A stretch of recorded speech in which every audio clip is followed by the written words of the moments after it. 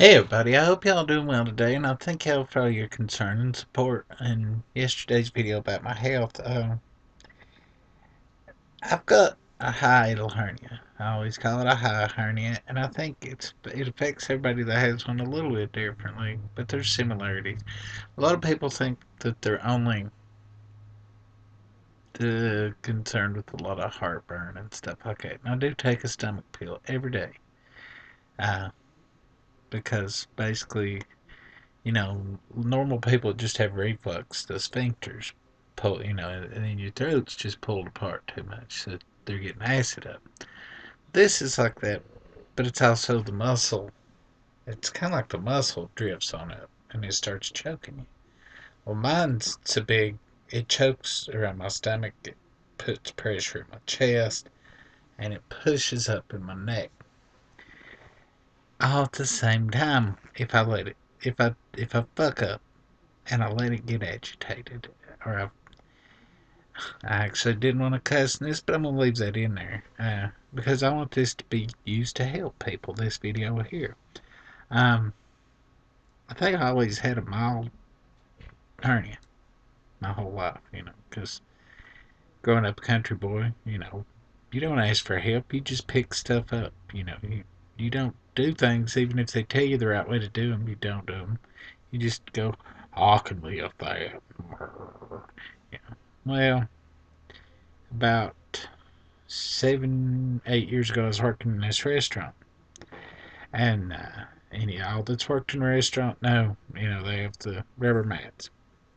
Well, they got new rubber mats, and we went from rubber mats about this thick to rubber mats about that thick. Probably about an 80, 90 pound weight difference.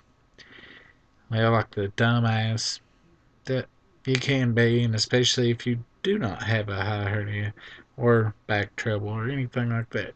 You just go and grab, and we had to grab them and wash them, but we had to pick them up, and I jerked. And yeah, before I found out what it was, I thought I had lung cancer. It's the reason I quit smoking, uh, because I couldn't walk 20 feet without being out of breath because the hernia was putting so much pressure on me all over. Well, for the most part, in the 7 or 8 years I've really had it bad. I've learned to control it pretty well, and I can usually deal with it pretty well.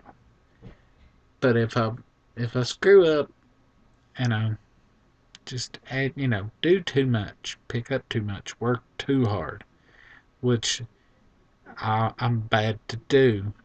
I'm a people pleaser, and I just go overboard when I really could do the medium level of what I can do and really satisfy people. I go overboard, and when I agitate this hernia, it almost kills me.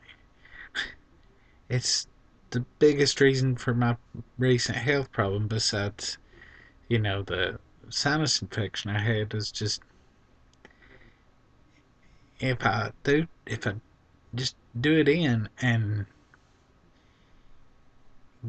get it weak, it takes a long time to heal, and it will make you weak, and it will screw with your blood pressure. And to somebody young watching this, you're probably like, I don't care.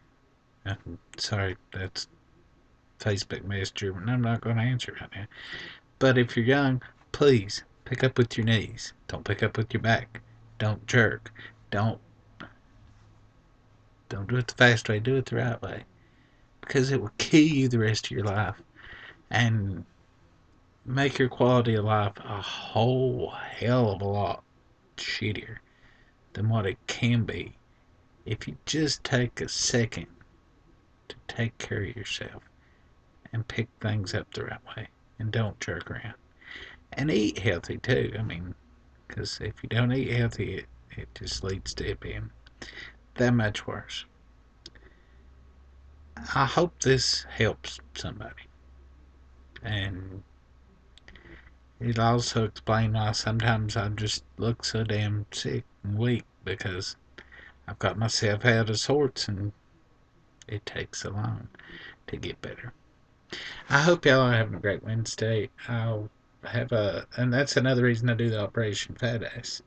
Um, because I need to lose weight. It's a lot better on you if you got one, if you not got the weight on you, because that helps pull it out of whack. And hopefully I lost some weight this week. I doubt it, but yeah. Operation Fat Ass tomorrow. See y'all later. Love y'all. Bye.